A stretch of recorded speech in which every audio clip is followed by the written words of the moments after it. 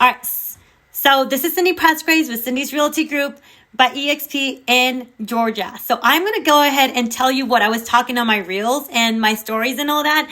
So this is about the bubble trouble. The impending bubble burst is mystical at best. So please, people, a lot of people are like, hey, I'm just going to go ahead and wait for the market to crash. It is not going to happen, people. Get it through your head. I know I've been talking about this for a while, and it's just like, hey, you know what? This article, this is from an very reputable, from a very reputable source. So here it says this article, and you can go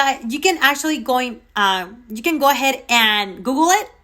It's in inman.com. Bubble trouble, the impending burst is mystical at best. What is that telling you? Okay, so the past videos that I've been telling you guys is like, hey, we're not foreclosing or anything. Oh no, there's a lot. I have a feeling that the foreclosure is coming soon and all that. No, it's not going to happen. We are in a seller's market. Some of these agents are not educating themselves. They're not reading these type of articles. This is why you should listen to me on this. Do your research. See what's really going on in the market. I know I'm crazy. I'm a little bit crazy too. But in this case, I'm talking about, I'm very, very passionate about this because it's like, oh my gosh, I can't believe this. It keeps on saying we're not in a bubble burst. It's not going to happen. If you're waiting to buy a house, yes, I know multiple offers and all that. I can talk about that later. But anyways, you're missing out. You're going to be spending much more money later on. Okay, for those who believe an impending doom is on the horizon, no. Okay, so here's some bad news. It's not going to happen. I'm telling you guys, it's not going to happen. In the second of two opposing opinion pieces on the housing crash, Matthew Gardner, go ahead and Google him, please, shares why we won't see any mythical bubble bursting, bubble trouble. And this is by Matthew Gardner. He's the one that made this article. So why am I talking about this? Because I want to educate you guys. I want to educate you guys because I want to give you guys the right information. Yes, I'm crazy dressed right now. I don't care. I just came from the gym. Okay, so this is part 5 of Inman's Bubble Trouble series on the U.S. housing market in 2021. We're in 2021. I don't have my calendar with me, but we are in 2021.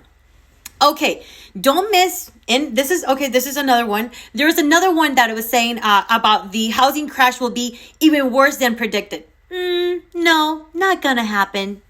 All right, on face value, and I can actually discuss about that later on.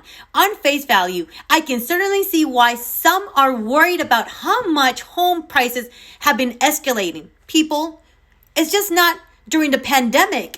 But this has been coming from a long time. This is not all of a sudden that it's just going ahead and coming. Oh yeah, you know what? All of a sudden it's just happening because of the pandemic. No, it's not. It's been going on for years now. People have not been paying attention to it because it's been an ongoing situation, but it's gotten worse. Yes, it's gotten worse because from 2020 to now, yes, the prices have gone a lot more higher, especially with the supply and demand. But anyways, and especially with the lumber prices going on from, increasing us 173%.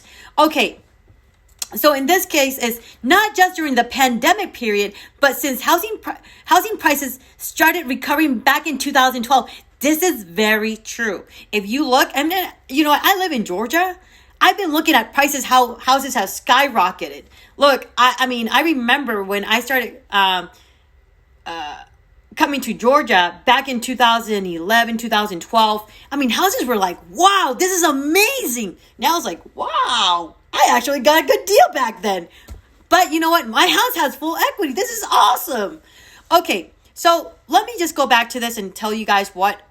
So home price growth has been outpacing wage growth for a long time, with median prices up more than 113% since January 2012, while wages have only risen by a far more modest 30%. So we're talking about now how much people are making in, how much people are making in money.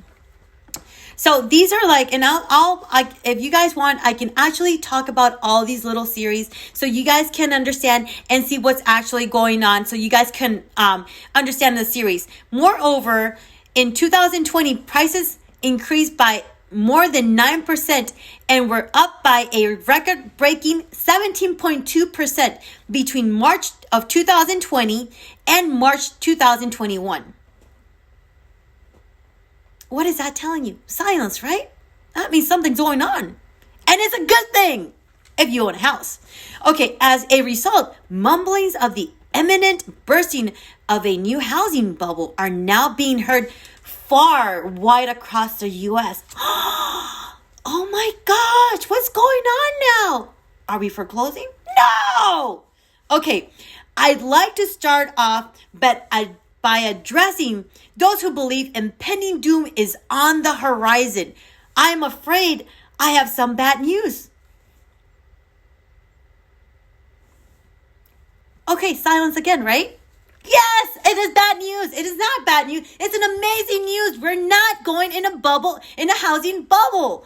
I mean, it's just like, okay, this is amazing news. Amazing news. We don't have to worry about what happened back in 2008.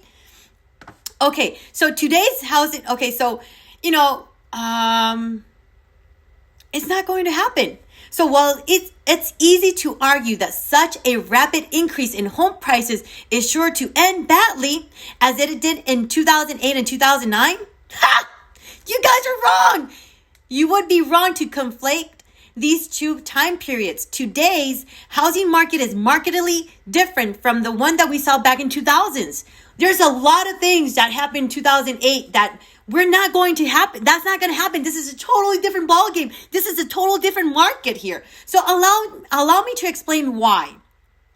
For more than 6 years, we have suffered from a woeful lack of homes to buy in the U.S.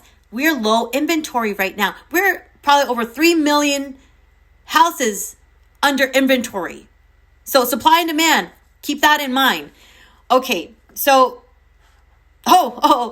look at this article. This is going to tell you, the other article by KCM tells me differently, but this one is telling me a totally different story now. All right, sources are very important. Okay, to buy in the U.S., so while simultaneously adding almost 10 million new households, obviously, not every household translated into a new homeowner. But given demographic growth and the ongoing shortage of inventory, it was enough to tip the scale between supply and demand. Statistics 101, please, basics. All right, resulting in rapidly rising homes.